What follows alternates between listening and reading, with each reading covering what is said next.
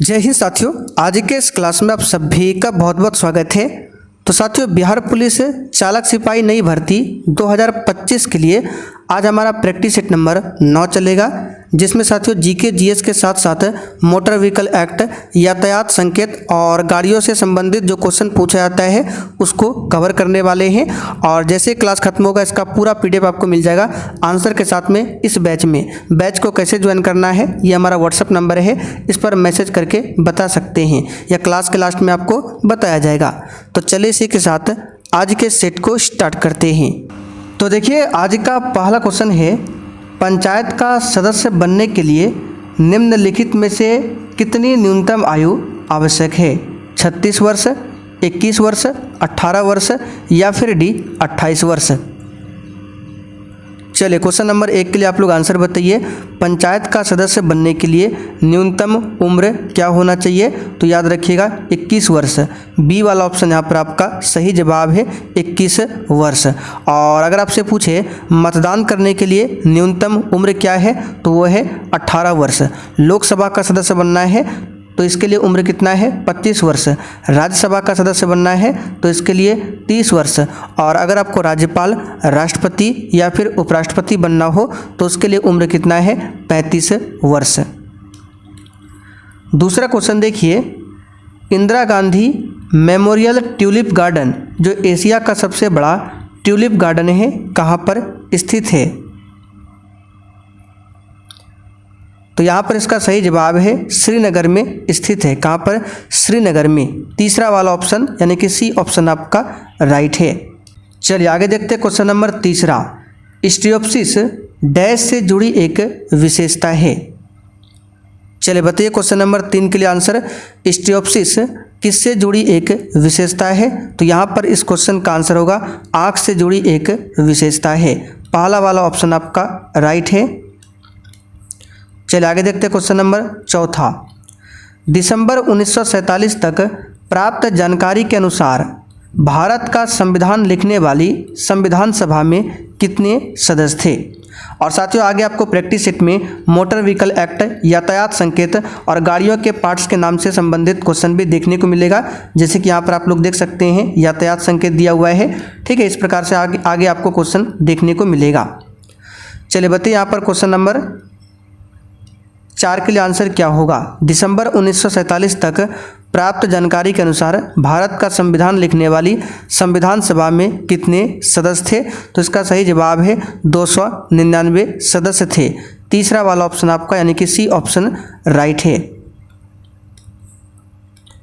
आगे देखिए, निम्नलिखित में से कौन सा भारतीय शहर कलमकारी चित्रकला के लिए प्रसिद्ध है?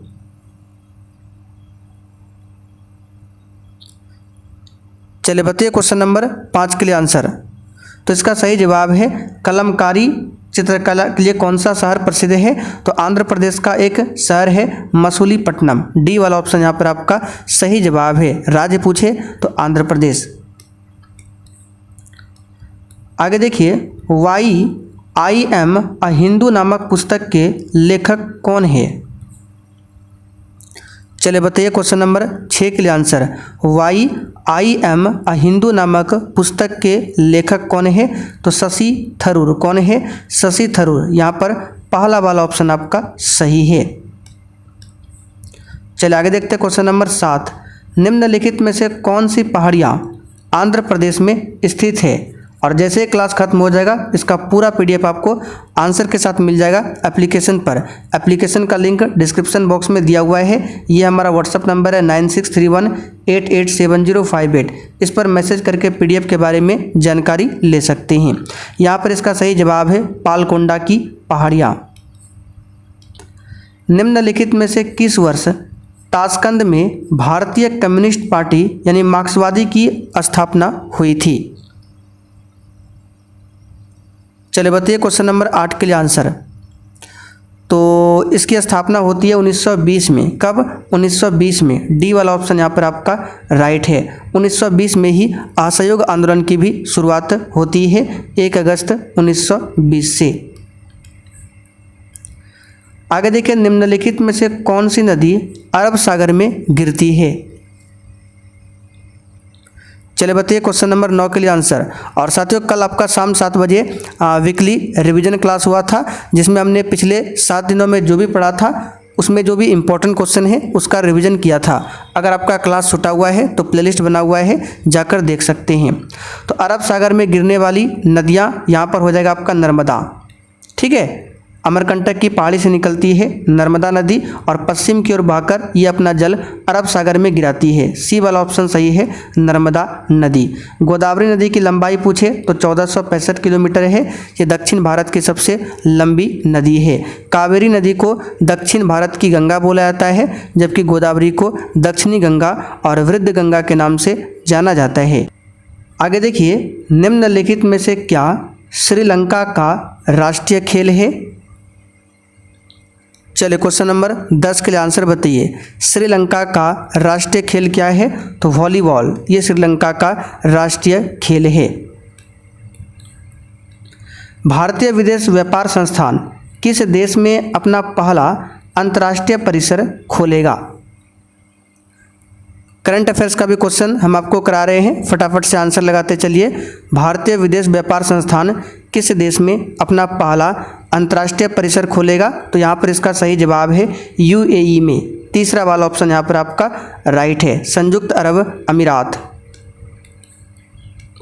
निम्नलिखित में से कौन सा खेल यूथांट कप से संबंधित है? तो सही जवाब है लॉन टेनिस। ये जो है किससे संबंधित है? तो यूथांट कप से। General insurance corporation of India किस वर्ष कंपनी के रूप में निगमित हुई थी? बताइए, general insurance corporation of India किस वर्ष कंपनी के रूप में निगमित हुई थी? तो यहाँ पर इसका सही जवाब है 1972। पहला वाला ऑप्शन राइट है। आगे देखिए, 1722 में आगरा की सूबेदारी निम्नलिखित में से किस व्यक्ति को दी गई थी? बिल्कुल आपके सिलेबस पर आधारित क्वेश्चन है, लगाते चलिए इसका आंसर क्या होगा। आंसर है सवाई राजा जयसिंह। डी वाला ऑप्शन यहाँ पर आपका राइट है। सवाई राजा जयसिंह को 1722 में आगरा की सूबेदारी दी गई थी। अगला क्वेश्चन देखिए, निम्नलिखित व्यक्तियों में से कौन 1870 में भारतीय लोक सेवा के पहले भारतीय सदस्य थे? चलिए क्वेश्चन नंबर 15 के लिए आप लोग फटाफट से आंसर लगाइए। तो इन चारों व्यक्तियों में से कौन 1870 में भारतीय लोक सेवा के पहले भारतीय सदस्य थे? तो यहाँ पर इसका सही जवाब है रविंद्रनाथ टैगोर के बड़े भाई सत्येंद्रनाथ टैगोर। डी वाला ऑप्शन यहाँ पर आपका राइट है, ठीक है। चलिए आगे बढ़ते हैं। क्वेश्चन नंबर 16, उत्तर प्रदेश में जेवर हवाई अड्डे के पास सेमीकंडक्टर इकाई की स्थापना में कौन सी कंपनियां शामिल है? तो यहाँ पर इस क्वेश्चन का आंसर क्या हो जाएगा? HCL और फॉस्कन कंपनी। सी वाला ऑप्शन राइट है। चलिए आगे देखते हैं। निम्नलिखित में से कौन सा मादा मच्छर डेंगू वायरस के वाहक के रूप में कार्य करता है? बताइए, कौन सा मादा मच्छर डेंगू वायरस के वाहक के रूप में कार्य करता है? तो यहाँ पर इसका सही जवाब है एडीज। बी वाला ऑप्शन राइट है, एडीज। छतों पर वर्षा जल संचयन को अनिवार्य बनाने वाला भारत का पहला और एकमात्र राज्य निम्नलिखित में से कौन सा है? तो यह है कौन सा हो जाएगा इसका आंसर? ऑप्शन तमिलनाडु होगा, कर्नाटका नहीं, तमिलनाडु। टी वाला ऑप्शन यहाँ पर आपका राइट है। बिहार में खुदा बख्श ओरिएंटल पब्लिक लाइब्रेरी की स्थापना कब की गई? तो इसकी स्थापना 1891 में किया गया। कब? 1891 में। चलिए आगे देखते हैं। पंडित सारंगदेव कृत संगीत रत्नाकर भारतीय शास्त्रीय संगीत से संबंधित ग्रंथ है। इसे किस शताब्दी में लिखा गया था? चलिए बताइए, क्वेश्चन नंबर 20 के लिए आंसर क्या होगा? संगीत रत्नाकर भारतीय शास्त्रीय संगीत से संबंधित ग्रंथ है और इसे किस शताब्दी में लिखा गया था? तो इसका सही जवाब क्या होगा? 13वीं शताब्दी में। डी वाला ऑप्शन राइट है, 13वीं शताब्दी में। और संगीत रत्नाकर जो है इसकी रचना किसने किया है? सारंगदेव ने। किसने किया है? पंडित सारंगदेव ने। माई कंट्री माई लाइफ इस पुस्तक के लेखक कौन है? बताइए, माई कंट्री माई लाइफ इस पुस्तक के लेखक कौन है? LK आडवाणी। बी वाला ऑप्शन राइट है। ठीक है, लाल कृष्ण आडवाणी फुल फॉर्म है LK आडवाणी। निम्नलिखित में से कौन सी जनजाति केल पोलुद त्यौहार मनाती है? तो ये जो केल पोलुद त्यौहार है कर्नाटक में कोडावा जनजाति द्वारा मनाया जाता है। यहाँ पर कोडव दिया हुआ है या फिर कोडावा, पहला वाला ऑप्शन राइट है। चोल शिलालेखों में विद्यापीठों के लिए उपहार में दी गई भूमि का उल्लेख किस नाम से किया गया है? तो ये किया गया है साल भोग के नाम से। डी वाला ऑप्शन यहाँ पर आपका सही जवाब है। अच्छा, यहाँ अगर पूछे चोल शिलालेखों में जो ब्राह्मणों को उपहार में भूमि दी जाती थी उसको क्या बुलाया जाता था? उसको बुलाया जाता था ब्रह्मदेय। ठीक है, और मंदिरों को भेंट की गई भूमि को बुलाया जाता था देवदान। ठीक है, विद्यालय के रख रखाव के लिए दी गई भूमि को बुलाया जाता था शालाभोग। क्या बुलाया जाता था? शालाभोग। यानी विद्यापीठ यानी विद्यालय के लिए उपहार में दी गई भूमि का उल्लेख किस नाम से जाना जाता है? शालाभोग के नाम से। तिराप और नोआ नदियाँ किस भारतीय राज्य में बहती है? यहाँ पर और भी डिटेल में बता देते हैं। जैसे बी ऑप्शन में दिया हुआ है वेल्लन वगई, ये क्या है? तो गैर ब्राह्मण किसान स्वामियों को जो भूमि दी जाती थी उसी को बोला जाता था वेल्लन वगई। ठीक है, और पल्ली छंदम क्या है? तो पल्ली छंदम जो है जैन संस्थाओं को दान में दी गई भूमि को बोला जाता था पल्ली छंदम। तो आंसर यहाँ पर सालभोग होगा। तो तिराप और नोआ नदियाँ जो है किस भारतीय राज्य में बहती है? अरुणाचल प्रदेश। निम्नलिखित में से कौन सा कथन सत्य है? तो पहला वाला ऑप्शन सही है। भारत का संविधान अंग्रेजी और हिंदी में हाथों से लिखा गया था। किसने लिखा था? प्रेम बिहारी नारायण रायजादा ने। ठीक है, और भारतीय संविधान को 26 नवंबर 1949 को अपनाया गया था। बाकी सभी ऑप्शन गलत है। जैसे कि 26 अगस्त को भारत के संविधान दिवस के रूप में मनाया जाता है, गलत है। 26 अगस्त नहीं, 26 नवंबर को। तीनों ऑप्शन गलत है, केवल पहला वाला ऑप्शन राइट है। केंद्रीकृत सूचना प्रबंधन प्रणाली पोर्टल किस संस्था द्वारा शुरू किया गया था? आंसर है भारतीय रिजर्व बैंक RBI। RBI की स्थापना 1 अप्रैल 1935 को किया गया और इसका राष्ट्रीयकरण 1 जनवरी 1949 को। आगे देखिए, निम्नलिखित में से कौन सा हिल स्टेशन मध्य हिमालय में स्थित है?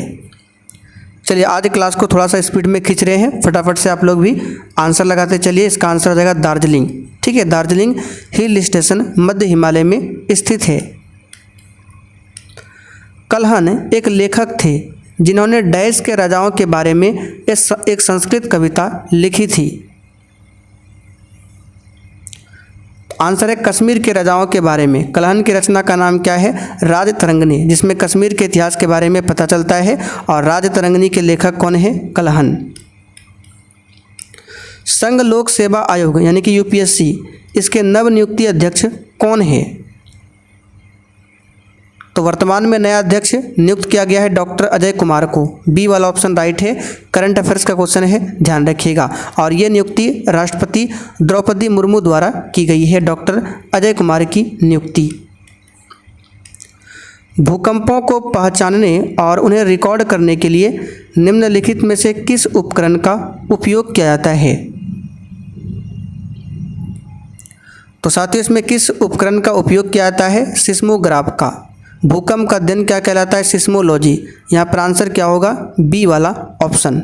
और भूकंप की तीव्रता को किस स्केल में मापा जाता है? रिएक्टर स्केल में। इस यातायात प्रतीक का अर्थ क्या है? बताइए। बिल्कुल ऐसा ही क्वेश्चन आपको एग्जाम में देखने को मिलेगा। तो इस रोड साइन का मतलब है स्टॉप यानी कि रुकिए। पहला वाला ऑप्शन राइट है। इस यातायात प्रतीक से क्या मतलब है? और मोटर व्हीकल एक्ट हो गया, गाड़ियों के पार्ट्स के नाम से संबंधित। अगर आपको थ्योरी चाहिए PDF तो वो आपको एप्लीकेशन पर मिलेगा। क्लास के लास्ट में आपको बताएंगे किस प्रकार से एप्लीकेशन में ये सब मिलेगा। तो इसका मतलब क्या है? तिरहा। रोड साइन क्या है? तिरहा। ठीक है, दिए गए यातायात प्रतीक का मतलब है तिरहा। चलिए आगे देखते हैं। इस यातायात संकेत का अर्थ क्या है? इसका अर्थ क्या है, दिए गए यातायात संकेत का अर्थ है कि आगे जो है बस डिपो है यानी बस स्टॉप है।